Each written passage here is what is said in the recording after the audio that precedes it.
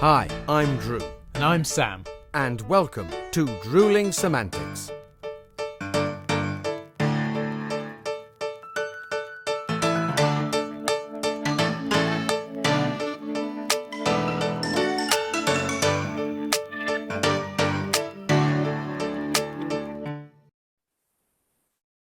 There he is, Drew. How you doing, buddy? Good to see you. All right, Sam, how you doing? Sorry, I'm a little bit mesmerised because I'm just looking and I'm thinking, Sam's bush has grown. I beg your pardon. Your foliage, it seems to have got bigger, mate. You know, for any people that are tuning into Drewling Samantics for the first time, listening to the podcast, they are not going to know what's going on. Don't panic, new people.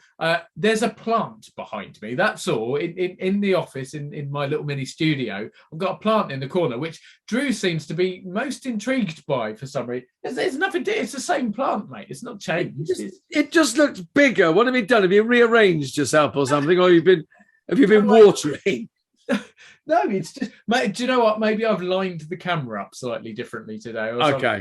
Like I don't know. But yeah, I mean, I'll tell you what, though, I do know now that I need a drink because you've made me feel most uncomfortable. But so have you got one ready? I do. There we go. Good. Cheers people. Sorry. Oh. Right. Okay. On more usual lines. So, Sam, how's your week been? How are you doing? Yeah, no, it's been good, thank you, buddy. I mean, obviously, come next week, in a couple of days' time, I will be fully into Panto land. So everything has kind of been fully geared towards prepping for that. But also, I did a little bit of filming earlier in the week. Oh, nice. Long story short, I was cast in a feature film. God, it's got to be the best part of 2 years ago. Possibly even a little bit longer. I think it was August 2019. I seem to remember auditioning in August 2019. I got this leading role in a feature film, very excited to film it. And then things happened. An unwelcome guest appeared, etc., etc. So filming got held up and it's been postponed and postponed and postponed. And because of that, I think there have been changes with regards to finances and funding and things. But either way, I had contact from the director and he said, right, we're going a slightly different direction to start with. We're going to do sort of like a mini TV series, which is set after the film. And we're going to do that to help promote and help bring more funding in for the feature itself. So having been cast in this role for 2 years or so, I finally got to play part of the role earlier in the week, and we filmed some bits for the first episode that is going to go out, and it's almost like sort of a spin-off, but it's to a film that hasn't happened yet. So you haven't shot yet. yeah. So I mean, the script is done and everything's sort of pre-planned and we know what's happening, and I know the storyline and I know what happens with my character. But I guess it's a little bit of a spoiler that, you know, he doesn't die in any way because he's in the follow-on. But anyway, so I had a cracking time filming that, so that was really good. Other than that, it has just been Panto prep mainly. So What about your good self? What have you been up to? Same two words really, Panto prep. I've got a couple of dinner theatre gigs coming up, and I've had to learn a new script for those. And then I have been preparing for my dual role as director and dame. So I've been on the phone, I spoke to the producer and the stage manager, and I've emailed the cast and just basically, you know, broken the ice with them. And then, you know, it's gone from all the prep and all on that to, you know, dusting down the old cozies and getting ready to, you know, to strap on the falsies and play dame at the same time. So it's going to be a very interesting challenge. Well, it has been, as I said, it has been a while since we've all managed to do Panto or been in that world. So it's been very sorely missed. But it's interesting that you say about a dual role, or I was going to say strapping on, not where I was going with that. Oh, and I'll tell you what, people don't know necessarily what's coming, but that bodes well because that certain language and those double entendres are going to fit very well shortly. But what I was going to say is you will be playing multiple roles because you are doing your directorial duties, and also you shall be daming it up.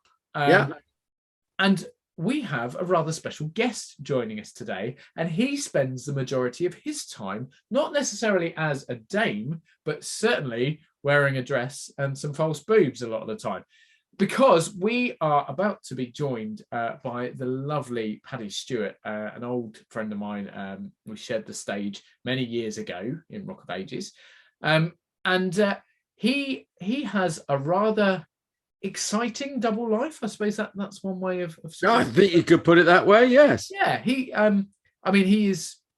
He's involved in a world that is something that I have no idea about really. On a professional level, obviously I know of it, but have never had anything to do with it really. You may be slightly more so, but still yours is more kind of only on a panto front really. So this is going to be quite an experience for both of us, because as much as I know Paddy and you know the industry that side as well, this is going to be, so there's going to be some revelations and there's going to be some information that we weren't aware of or weren't really versed in. So I am very, very excited to join the club. Yeah. And the good news is he's here and ready to chat to us. So I was going to say, surely we have someone knocking on the door, as it were, figuratively speaking.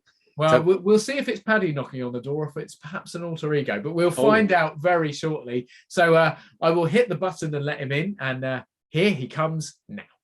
How the devil are you, Paddy? Wonderful to see you. I'm very well, thank you. Absolute honour to have you on the show. Please meet Drew, my partner in crime, or I suppose my more recent partner in crime, since you and I last took to a stage years ago. So yeah, lovely to meet you, Paddy. Good riddance. Good riddance. You can have him. And that's the end of the show. And goodbye. Yes. No, it has been, what is it, 5 years, 6 years since we were last on stage together. So, ladies and gentlemen at home, listening on the road, wherever you happen to be, please meet the wonderful, talented Mr. Paddy Stewart, the more talented version of the Patrick Stewarts out there. There is another one, but we don't talk about him. So. No, we don't talk about him. I may have grey hair, but at least I've still got some. Well, exactly. You are the more. What is the word you taught me, Drew? Is it hirsute? Is that the one? Hirsute. The more hirsute version. And how about this? You may not be a sir, but quite a lot of the time you're a dame. I am indeed. There we go. And that's the end of all my intelligence. I've used it all up for probably this year and next year. But speaking of being a dame, Paddy, why don't you explain to our lovely listeners and viewers exactly what I mean by that, and what you kind of spend your time doing? I am a club owner in Bournemouth. I own a comedy club, a drag comedy club called Rubies. Are you with Rubies with a Z? And I am a drag queen. I'm one of a very rare breed of straight drag queens. Yeah, the lesser known of the evil, I suppose. Yes, but yeah. So. And I think you're very much selling yourself short there, mate, because not only do you run Rubies, which is the most phenomenal club, one of the most successful clubs in the UK, certainly on the South Coast, but your alter ego has got to be one of the most popular drag acts in the known area. I mean, Foxy, who I'm sure you'll explain a bit more about later on, she's just one of the most popular ladies that I know. Yes, she is very, very popular. My alter ego. My wife does say that Foxy is me in a frock, basically. You know what's Foxy's persona? It's Paddy in a dress. That's all it is. It's Paddy in a frock. And I can live with that. But we do really well. We're number one in nightlife on TripAdvisor for Bournemouth. Well, basically the South Coast. We do really well. We've got a really good following, and we seem to be funny. Wow. That's good. What do you, I mean, we'll talk a little bit about Foxy in a minute because I want to know more. Because I'm do Dame in Panto, so I'm not I'm no stranger to frocks and forces. Yes, I'd strap on a pair. But what do you attribute the popularity of drag? Because I suppose RuPaul's Drag Race, we know that, but it really has got very, very popular, hasn't it? I mean, it's always been a popular, art form, if you like, for want of a better phrase. But why? I mean, it's just. I mean, they've always been great nights out. I spent a lot of my my stag do in a drag club in Ealing and had a bloody great night. But why do you think it's taken off so and has become very popular? I think probably, like you said, on the back of things like RuPaul's Drag Race, because it's so entertaining and drag is entertaining. Yeah. I think on the back of that, it's made it slightly more mainstream. Ruby's and our style of drag is very much old school drag, which is comedy with live vocals and performances. Drag in itself it's got such a sliding scale. It's likening drag is trying to categorize dance. There are so many different styles of dance, and you say you're a dancer, that's a full gamut of things. Yeah. Whereas I think drag has become popular because of the RuPaul style of drag. You've got your girls that just want to look pretty and your photographic drag. You got your drags who do the lip sync, and I think lip sync, when it's done really well, is a form of dance. It's not, that in itself, just because it's drag and it's called lip sync, it takes a lot of effort. It takes a lot of rehearsal. It takes a lot of practice to get good at it. And the costumes are amazing. It's not just a case of somebody just strutting around the dance floor when it's at its very, very best. And then I think you've got your comedy drag queens, which is more old school, which I used to work with in the working men's clubs years ago. And they always used to sing, and we're very much of the old school persuasion. So we do get some people coming to see our shows thinking they're going to see RuPaul's Drag Race, and they're very much surprised when it's belly laughs all the way, and not. I think at Ruby's as well, drag has got a bit of a reputation of being bitchy, very bitchy. At Ruby's, we're drag queens, so we're a bit cruel, but we laugh with people rather than at people. But that didn't answer your question. Your question about why it's so popular it's because of RuPaul, basically. Yeah, I mean, I'm up to Blackpool and worked at the theatre up there, and I've been to Funny Girls, which fabulous place. And it's just an institution, isn't it? I mean, it's a wonderful night out, great nights, and we will get down. I will get down to Ruby's, but that's a show. I mean, the last time I went, there was a whole evening of Sound of Music, which you can imagine what they did with High Hill and etc.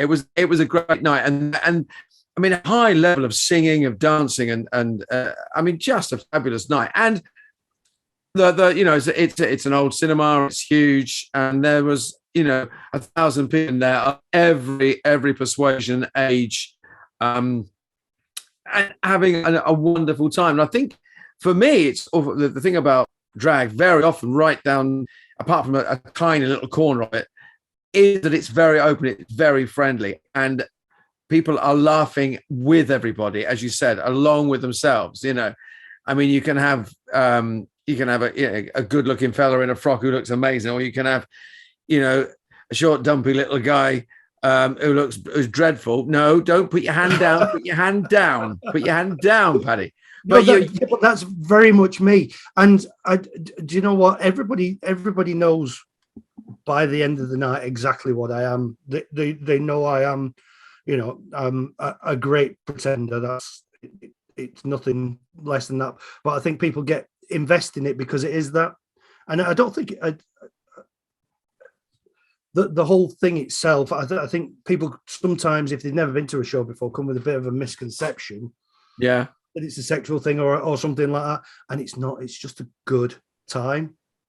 That's all it is. It is an extension of the Dame thing. I mean, it's a fella in a frock, and it's either a pretty fella in a frock, or as I said, it's a short fat guy who's in a frock, who's a short fat woman. I mean, I always think that drag queens have a generosity of spirit and an openness. That the dress thing is it opens up to to a different personality, a different side of you. You can let something. I mean, I certainly know when I'm a dame in panto, there's a side of me that comes out that I might keep it not a feminine side, but a fun side, a naughty side, a cheeky side. That a pair of false boobs and a ridiculous wig lets out a little bit. Well, I agree with you with that 100%, because, like I said, my wife says Foxy is Paddy in a frock, but Foxy is somebody who can get away with what she says. If I came out as a man to the audience and said what I say as Foxy, I would never get. Well, I'd have lawsuits and people would be booing me, throwing glasses at me, and everything. But because I've got that little facade of actually being a drag queen, it liberates me to say a lot more things. And like I said, none of it's ever cruel, none of it's ever venomous. It's all very tongue-in-cheek and poking fun, and the facade, the makeup, and the pretense of Foxy is my conduit to get it out there. So how did she come about then, Foxy? Because as you say, the other half says it's you in a dress, but there must have been a starting point to Foxy, or were you just caught out one night trying on your other half's knickers? I mean, it may well have been that. I know you, so that might be the answer you're about to give. But well, it's a bit of a long story. The previous owners of Ruby's, he'd fallen out of love with it a little bit, and it was a bit on hard times, and he got me in as a singer, because I can do that a little bit too. Again, don't sell yourself short, mate. I've been on a stage where you've got a stunning voice. But anyway, please continue. Well, thank you very much. So yeah, he it was just him. He only had one drag queen. At Ruby's, we try and have 2 or 3 on a night just to keep it, because I'm under no illusion. Somebody might come in and not like me, but they might like Sally Manella, who I'm working with, or Dandy Issues, or whoever. But he was on his own, and his appendix burst, and everybody in the backstage just went, "Paddy, you're putting a frock on tonight." And literally, there was like a room full of hen parties, and they threw some very ill-fitting clothes on me and did some very, very ropey makeup, and I did another person's gags for a night, and I was very fortunate. It actually landed. Wow. And so that's how it happened. And the name Foxy de Silva came about because they used to call me, as a singer, the Silver Fox. And that's where the name Foxy de Silva came from. Wow. Lovely stuff. It's interesting because I got into playing Dame through a similar. I was directing Panto, and our Dame was taken ill. And I rang the producer and said, "I don't know what to do." And he said, "Well, you got to put the frock on, mate." So I remember sitting there, exactly the same thing of being stitched into his frock and pinned into his frock, and someone said, "We'll help you do your makeup." And I remember this little voice coming out, and I don't know where it came from. "I want to be pretty," and I don't know where it came from. I just went, "I want to be pretty," and they just pissed themselves and proceeded to make me look ugly. It's funny you should say that, because the first time I went out there, I tried to be a woman. I tried to hold myself as a woman, portray myself as a woman, try to speak like a woman. Now, if you come and see me, it's me. Yeah. It is me. It's all me. There is sort of the character there that is Foxy, because she has, she has got a background, and she has got, some substance behind her now. But when I first went out there, it was like, okay, like you said, I want to be pretty. I want to be like, I want to be glamorous. And there's one thing that Foxy ain't. She ain't glamorous. She ain't glamorous. I just love it. I love it. Yeah. I mean, I got within 5 minutes of getting on there and went, right, now that's out the window. I think I just was Drew in a dress, and it's worked ever since. I mean, there are occasionally, and I know you know yourself, you can look at someone across the room and go, right, there's the flirty bit comes out then. And that's where the laughs are. That's where, we know then, everyone knows that's a giggle, that's a laugh. Mm. And then, as you say, you can get away with murder once you're in that mode. You really can. And I agree 100%, because I've got a little routine. It's only about 7 or 8 minutes long, but it's about the fact that even though I'm a woman, I am actually a lesbian. Foxy de Silva is a lesbian. She's head of recruitment at Bournemouth and Poole Lesbian Association. And there's a whole routine around that. And, I'm like a lesbian whisperer. I can speak to lesbians, and there's a whole routine about it.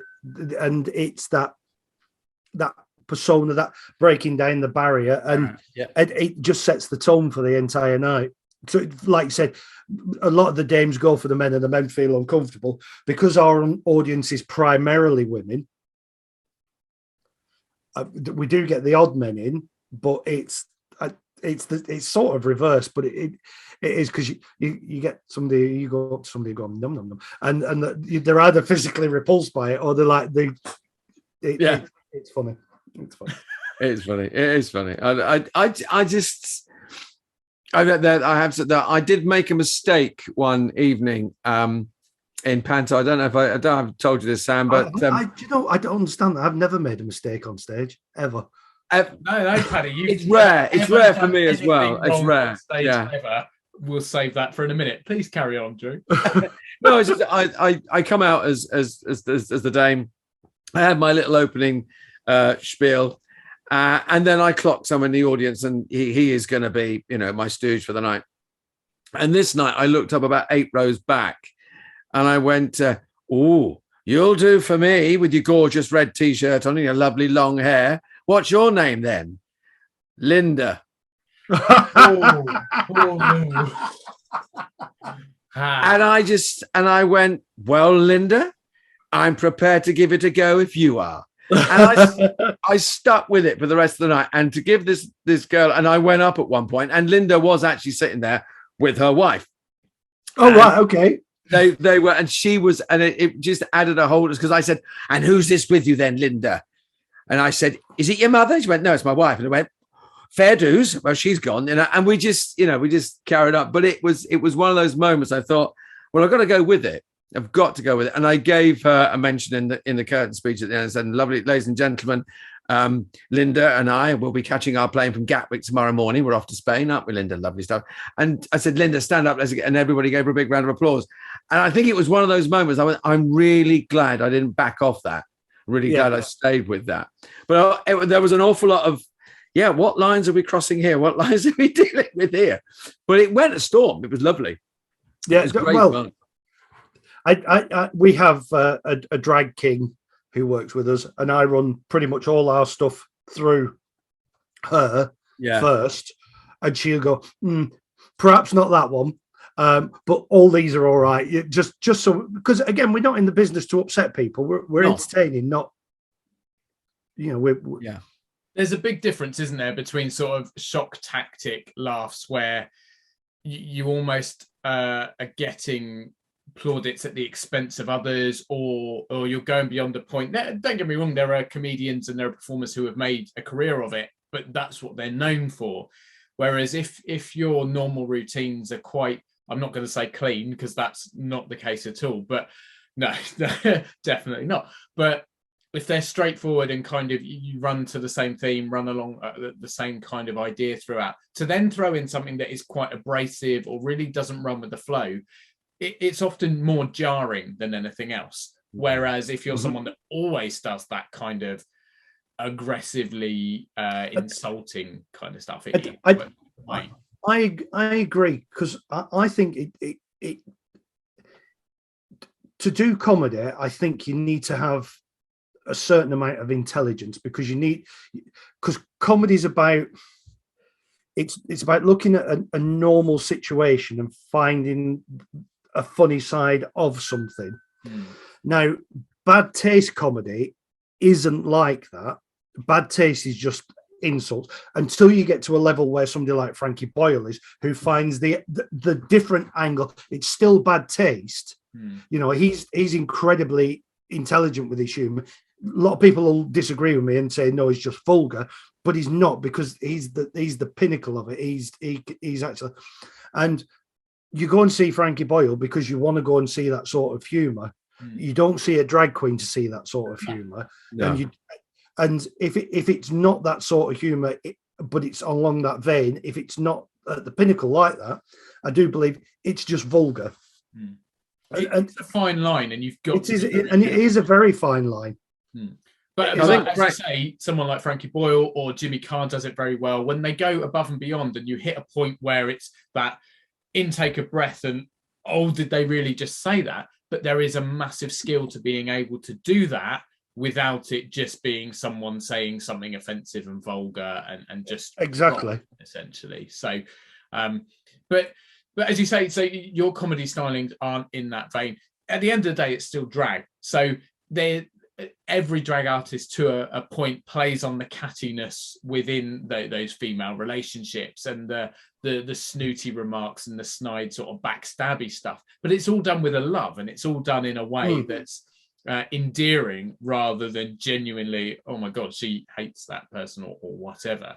But I think as we were saying earlier, very much RuPaul has made drag hugely popular, and it has progressed, and I think it must be an interesting industry to be in, what with modern times being so inclusive. In fact, Drew and I, we mentioned this, I don't know if we were talking about on the show, Drew, or if it was just after a gig we'd done, but we were talking about how there's now a crossover, and that obviously inclusivity is very important, and anyone should be able to present themselves how they feel, or identify how they feel, and live their lives to the extent they want to.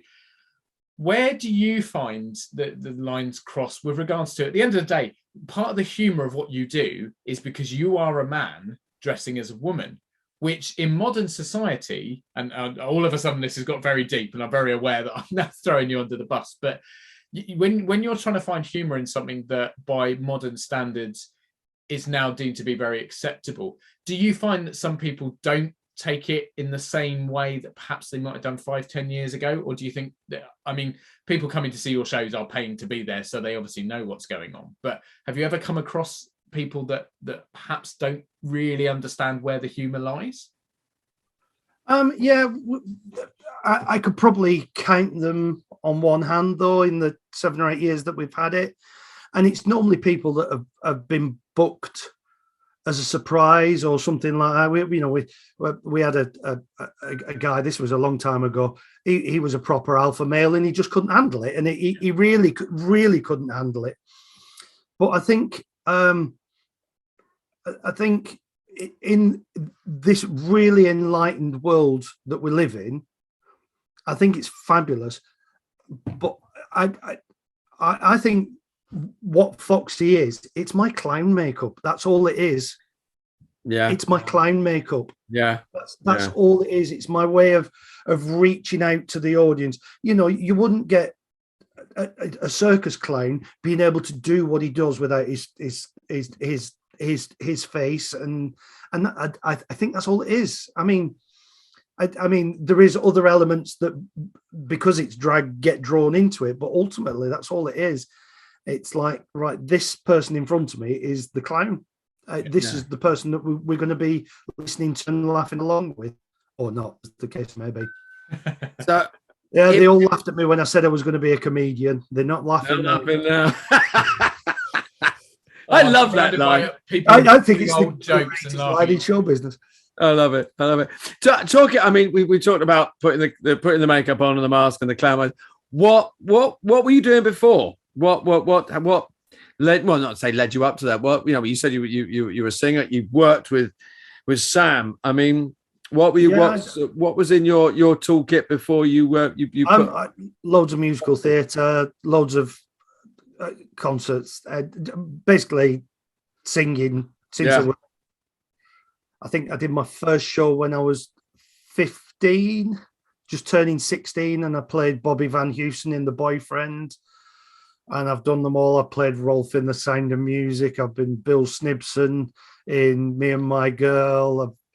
Billy Bigelow 4 times from Carousel. 42nd Street. And I think the last proper show I did was Rock of Ages, actually. Well, I say last proper show. Ruby's is a proper show, but last piece of theatre that I did was Rock of Ages, which I absolutely loved. Dennis, you did say earlier, we've mentioned it briefly and won't dwell on it too much because obviously you're here mainly to talk about Ruby's and Foxy. But that's how we met. We were thrown into this incredible show, as our audience, the Drewling Samantics followers and fans will know. Rock of Ages is my favourite show. So to be able to go into Rock of Ages and play my dream role as well, playing Lonnie, was incredible. And it was only made better by being opposite your good self, Paddy, because... Well, thank you very much. I think... I thought you were awful, but... no, but so did everyone else. But I had a good time. I think we had an extra fun element over anyone else because I think Rock of Ages, the way we performed it or the way it's written, I think the roles we played are as close as you can get to pantomime, but still keeping within a musical. I mean, we spent the whole time having a laugh. Oh, 100%. 100%. And that's how it's written. It was made slightly better when Adam turned around to me and said, if you want to talk to the audience, talk to the audience. He shouldn't have done that. Sorry? He shouldn't have done it. That was our director giving us free reign, which was... Yeah, he's just like, oh, okay. I think he knew, because obviously the background that we are, but yeah, it was an amazing show and an amazing cast. Mm. Yeah. I think, I can't remember who I said it to. I don't think it was you. I said it to somebody probably about 3 or 4 weeks into rehearsals, and I said, I look round and I can't see a weak link. No. And it really genuinely was to the girls in the chorus, and just everything was just, it was perfect. There was no one that didn't fit in. There was no one that didn't pull their weight. And it just, as a show, I think it probably stands as one of the most incredible things I've been involved in my entire career. Just for the chemistry and the final outcome. And was gutted it ended. But that said, made some great friendships through it. One of such being yourself, of course. And we had an amazing time. But again, we were in those roles that were almost had elements of compare rather than just straight up stand on a stage, sing your songs, do your acting and disappear off, which then leads very much into what you're doing now. And there was so that must have been quite early days of Ruby's then. You hadn't. Yes, it was. It was very early doors. Very early doors. Probably been at it 18 months, 2 years when that came around. I mean, obviously, like I said earlier, I've been singing since I was 15 in shows. So a good 70. I do remember when I was 15, going into my. I went to an old boys' school, and they had the sixth form doing the principal parts, and I walked into an audition, and I remember it. Mr. Mullen turned around to me and said, he was the music teacher, and he just said, "There's nothing for you here, Stuart." And told me to leave. Yeah. Oh, Yeah. And then he saw me playing Rolfing, the Sound of Music. And he came up to me in the bar afterwards and said, I think I owe you an apology. Wow. Mm. oh, hats off to him. He did apologise. He did apologize, Good for actually. him. Yeah, Yeah. he did apologize. And he said, why? We said, you know, but there you go. It's funny, isn't it? I mean, I tried when I was at school to explain. I want to do it, and I joined several amateur companies outside, and they go, no. You know, it's not the life for you. No, that's not. It's not what someone from Luton does, because I was born and brought up in Luton. It's like, oh, really? Right? And it only makes you more and more determined. It's like, you got that wrong. You got that wrong. I will do this now. I will do it. We're not going to dwell too much, but on the uninvited guest, the 5-letter word. But how did lockdown work for you? Did you survive? Was it a tough time? Have you come out punching? It was an incredibly tough time. Ruby's at one point was about £400 away from going bankrupt. Whoa. Yeah, we were very lucky in the fact that we could strip back our overhead, because we are in a physical building, but it's not owned by us. We rent space. Okay. So luckily the hotel Celebrity, where we're based in Bournemouth, said, look, you can keep your stuff here, it's fine, we're not going to charge you rent or anything. And obviously we were paying per performance. And he said, and the guy who owns the hotel, he was, he really saved us. And I sent an email out, because we have bookings in advance. I mean, I've got bookings now for September 22. Brilliant. So and I sent an email out to everybody, and I think apart from one particular group who were pretty horrible about it all, everybody just said, keep your deposits, we'll come when we can come. And if it hadn't been for that, we would have well and truly gone under. What a shame. But we got a few little grants from Bournemouth Council, which again stopped us from going under. That at the time, getting £350 was like, oh my god, that's the bills paid for the rest of the month, sort of thing. Or some of the bills paid for the rest of the month. But the Arts Council, absolutely nothing. Basically, they sent out an email, which basically was the saying that you've not qualified for anything, and they had to send out an apology because they sent them out with the notes. Oh, they sent them out with the notes, and apparently Ruby's isn't relevant. Wow. Yeah. And that's the Arts Council. That's the Arts Council. That's gotta hurt. That's gotta hurt. Yeah, that really has. Do you know what? We're not relevant. There's a better way of spending money, and then they give it to like Latvian nose flutists and stuff like that. Yeah. Seriously, if you Google it, you can have a look and see what they actually paid, how much they paid to people, and what groups they paid it to. And apparently, we're culturally not relevant. Yeah, but more than ecstatic to say that despite no support, you are still here, bigger, better than ever. And I mean, not just you personally. I'm not just saying you're bigger. I mean, I haven't seen you for a while, and we all ate a lot. I am bigger, trust me. No, but Ruby's is going from straight to straight, and as said, one of the most popular cabaret venues on the South Coast and in the UK. So it's just it's amazing that things are going so well. But I'm sure there have been times, and now this is the point where you go, no, I'm not answering. But there obviously in any element of theatre or performance, there are always things that go wrong, and we always love to ask our guests to tell us some sort of to kind of round things up and go, right, everything's great, everything's cushy, we've had a lovely time, now we're going to throw you completely under the bus.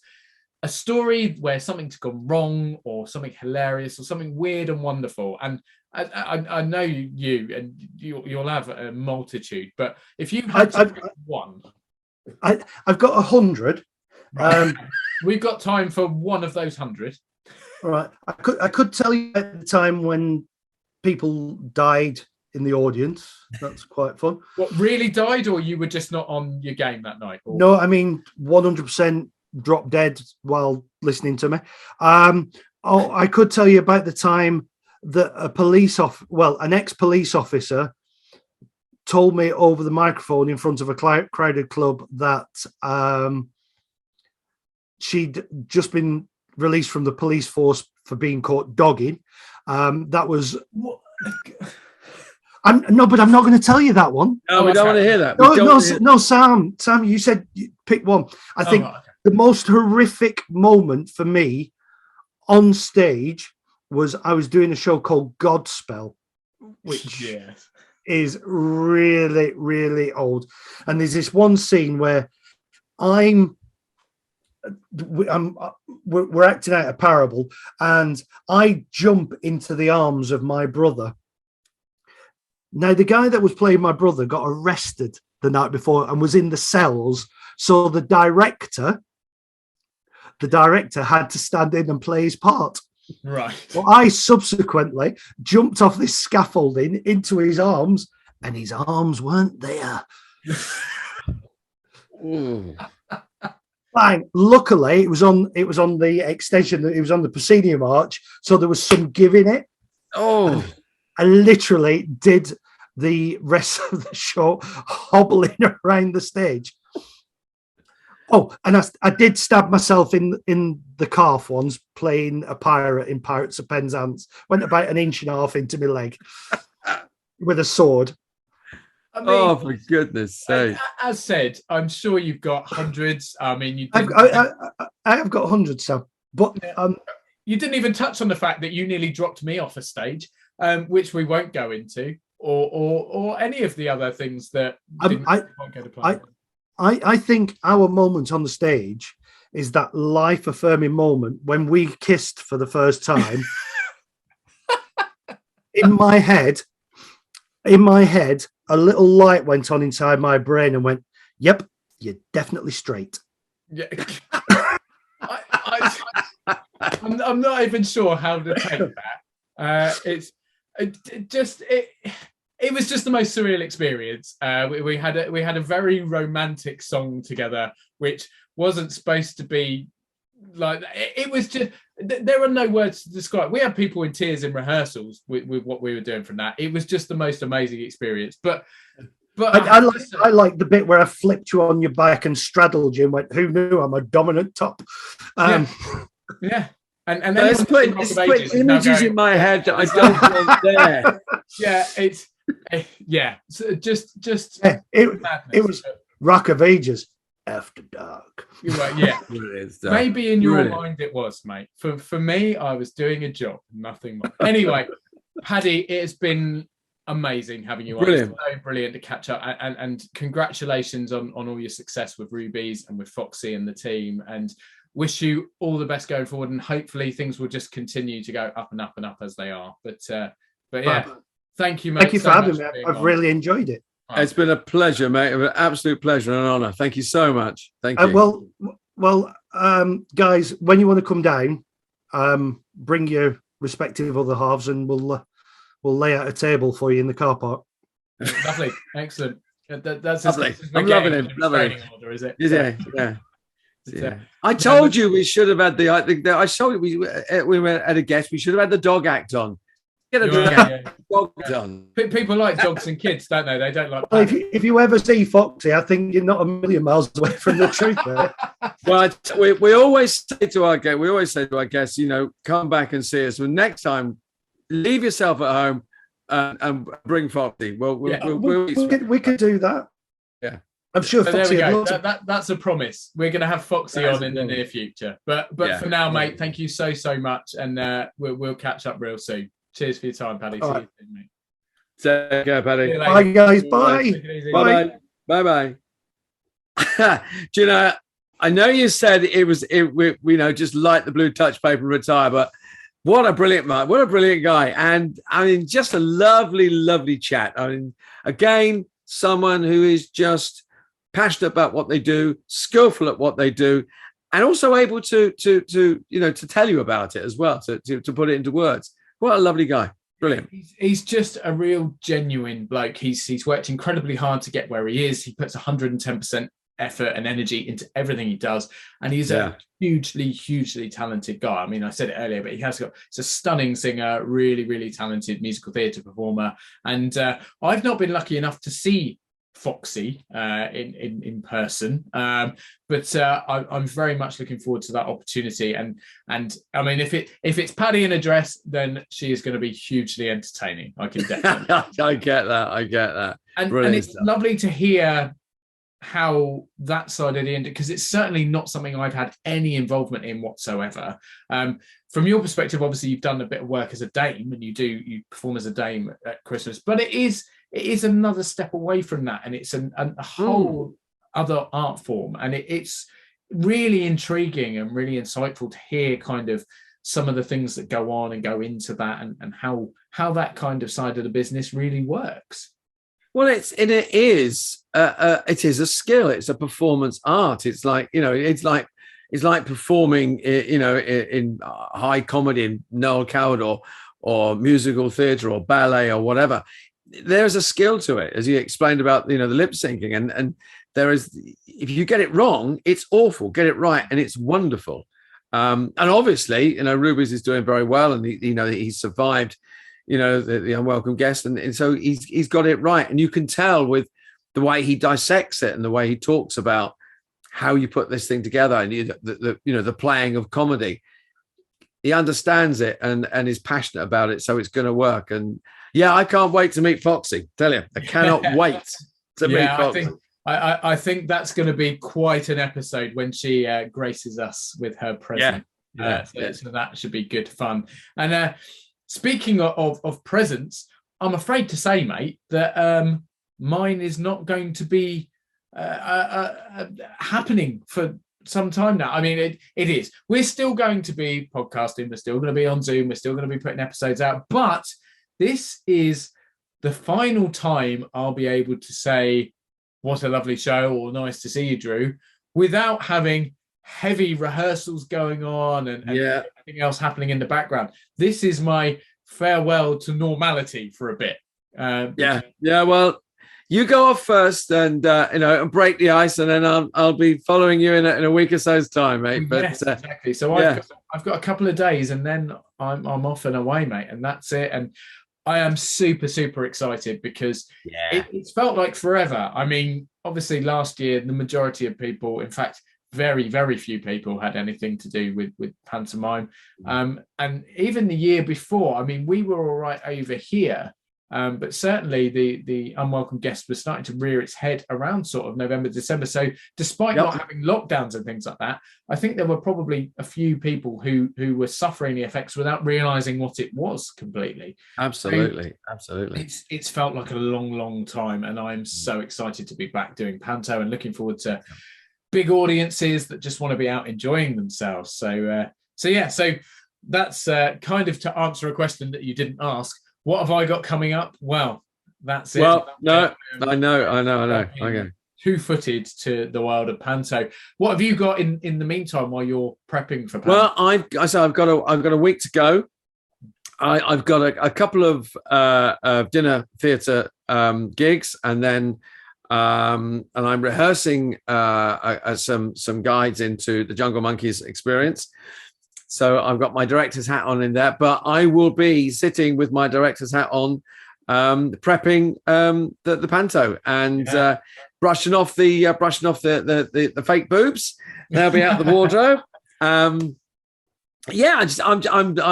looking forward to starting as well. But so I got a little week of last couple of shows, but then head down. I put my director's hat on for the first time a couple of days ago, and had a chat with the producer, and then a chat with the stage management. So we're all ready to go. I've got everything set. It's all waiting to go. Just I've even got my parking permit with director written on it this year. So there you go. Oh, well, So there are some perks to the job then.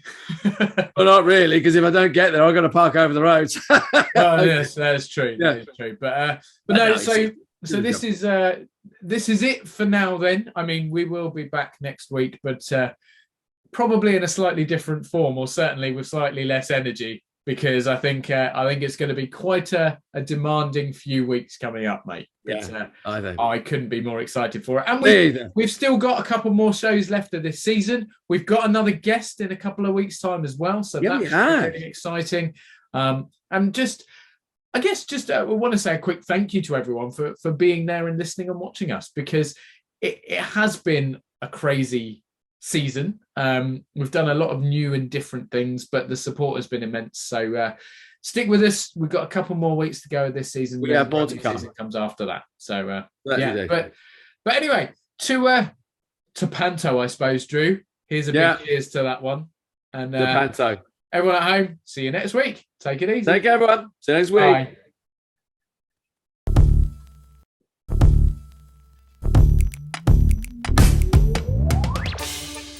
Thanks again for tuning in. We hope you've enjoyed watching this episode of Drewling Samantics. If you have, then please consider subscribing to our channel and you'll get notified every time a new video is released. Don't forget, we're also available as audio only. Just search Drewling Samantics in any good podcast app. Please support us on other social media too. We're on Facebook, Instagram and Twitter, and all our links and handles are on screen now. We love welcoming new followers and subscribers, so please share with your family and friends and we'll be eternally grateful. Stay safe and we'll see you next time.